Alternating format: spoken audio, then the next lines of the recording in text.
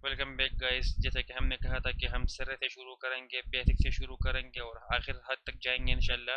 बिल्कुल खुलासे में जाएंगे।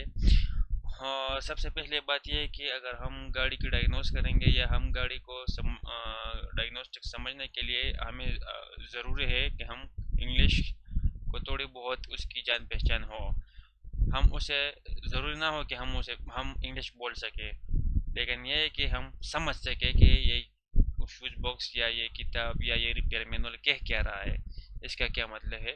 तो मैं आपको इंग्लिश के साथ साथ इसको उर्दू में भी ट्रांसलेट करूँगा कि आपको भी आसानी हो और आपको क्योंकि ये इंग्लिश बहुत सिंपल इंग्लिश है, तो इंशाल्लाह मैं कोशिश करूँगा कि आपको आसानी से समझाऊँ और आपको आसानी से समझ आए। तो जैसा कि आप देख रहे हैं कि व्हीकल कंपोजिशन है, लिखा हुआ है कि vehicle consist of the following components. जो गाड़ी है वो जो नीचे दिए गए कंपोनेंट्स उन्होंने दिए हैं उस पर मुश्तमिल होती है। नंबर एक है इंजन। इंजन में क्या क्या आता है? गैसोलीन इंजन आता है और डीजल इंजन आता है। नंबर दो है ड्राइव ट्रेन। इंजन में गैसोलीन और डीजल आता है। ड्राइव ट्रेन में व्हील्स, गियरबॉक्स, एक्सेल वगैरह आते हैं। 3 नंबर है सस्पेंशन चेसस, सॉरी। तो चेसस में फिर सस्पेंशन भी आता है, स्टेयरिंग सिस्टम भी आता है और ब्रेक सिस्टम भी आता है। 4 नंबर है इंजन इलेक्ट्रिकल, जो कि इंजन के इलेक्ट्रिकल पार्ट्स है, जैसे बैटरी हो गया, सेल्फ स्टार्टर हो गया, अल्टरनेटर, एसी वगैरह, इग्निशन कोयल हो गए।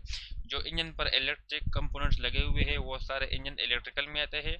फिर हो गया 5 number body electrical. Body electrical उसे कहते हैं जो बॉडी के रिलेटेड हो, जैसे कि डोर्स हो गए, डूम लैंप हो गया, स्टॉप लाइट्स हो गए, हेडलाइट्स हो गए वगैरह वगैरह, वाइपर सिस्टम हो गया, ये सब बॉडी इलेक्ट्रिकल में आता है। और आखिर में आती है बॉडी, जो कि ओवरऑल फ्रेम हो गया और बॉडी, ये सब कुछ बॉडी में आता है। तो जब अगर आप ये अपने साथ नोट कर ले, अगर पावर ट्रेन का कोड आता है, मतलब हमारे साथ स्कैनर में तकरीबन 4 किस्म के कोड आते हैं। एक पी से शुरू होता है, दूसरा सी से शुरू होता है, तीसरा बी से शुरू होता है और चौथा यू से शुरू होता है। अगर इंजन रिलेटेड कोई फॉल्ट आ जाए पावर ट्रेन लिहाज, क्योंकि इंजन पावर ट्रेन में आता है, तो इंजन रिलेटेड का जो कोड है या गियरबॉक्स का, वो पी से शुरू होगा। किस चीज़ से शुरू होगा? पी से शुरू होगा। 2 नंबर पर है ड्राइव ट्रेन, क्योंकि ड्राइव ट्रेन भी पावर ट्रेन में ही आता है तकरीबन तकरीबन। तो ये इन दोनों का कोड ही बी पी से शुरू होगा।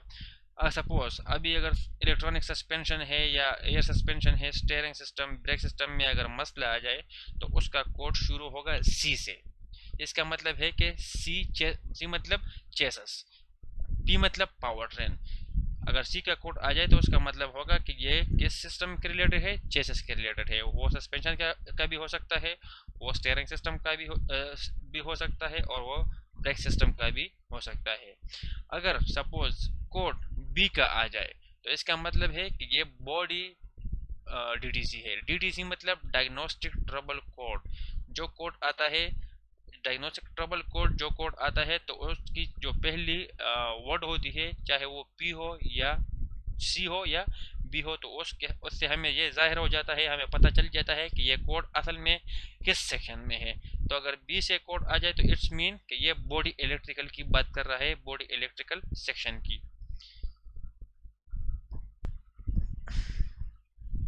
उम्मीद करता हूँ आपको आज का जो खुलासा लेक्चर है, जो हमने अभी तक पढ़ा, आपको समझ आ गया होगा। अगर आपकी कोई क्वेश्चन वगैरह हो तो आप कमेंट सेक्शन में कर सकते हैं। मेरा मकसद ये है कि मैं आपको जो मेरे मैकेनिक भाई है या टेक्नीशियन लोग हैं, क्योंकि 2000 से पहले जो है ना, इलेक्ट्रिशियन अलग होता था और मैकेनिक अलग होता था। मैकेनिक का काम अलग था, इलेक्ट्रिशियन का काम अलग है।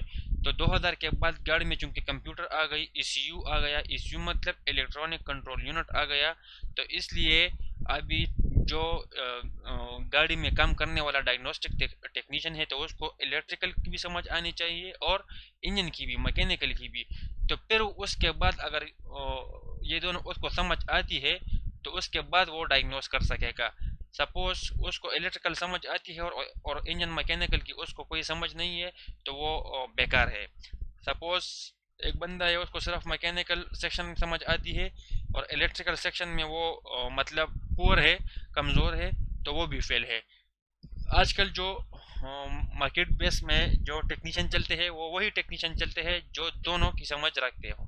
तो मैं आपको इस लेवल पर इंशाल्लाह पहुंचाऊंगा कि आप इलेक्ट्रिकल भी कर सकोगे और इंजन भी कर सकोगे बहुत आसानी के साथ, कि हम डायग्राम कैसे पढ़ेंगे, रिपेयर मैनुअल कैसे पढ़ेंगे, एक चीज़ एक कोड आ गया उसके साथ हम क्या करेंगे, स्कैनर हम कैसे यूज़ करेंगे। इंशाल्लाह आपकी सपोर्ट से मैं इंशाल्लाह ये कोर्स आपको बहुत आसानी से समझाऊंगा और आपको बहुत मज़ा आएगा इंशाल्लाह, क्योंकि ये टेक्निकल जो हमारे कोर्सेज होते हैं, जो टेक्निकल साइट्स होते हैं, वो बहुत ही दिलचस्पी से हम उसको उसको हम इंशाल्लाह बहुत दिलचस्पी से लेंगे। क्योंकि मेरी उर्दू थोड़ी बहुत जो है ना वो मेरी तलफ़ुज़ वो बिगड़ जाती है, तो आप इसको बुरा ना मानिए। इंशाल्लाह मैं कोशिश करूँगा कि आपको ये चीज़ आसानी से समझ जाए। तो आपकी राय की बहुत ज़रूरत होगी। अगर आप अपने राय दें तो मुझे पता चल जाएगा कि आपकी मतलब डिमांड क्या है, आप क्या कहना चाहते हैं इस कोर्स के बारे में, कि हम इसमें कैसे इस्लाहात ले आए। वसल्लम।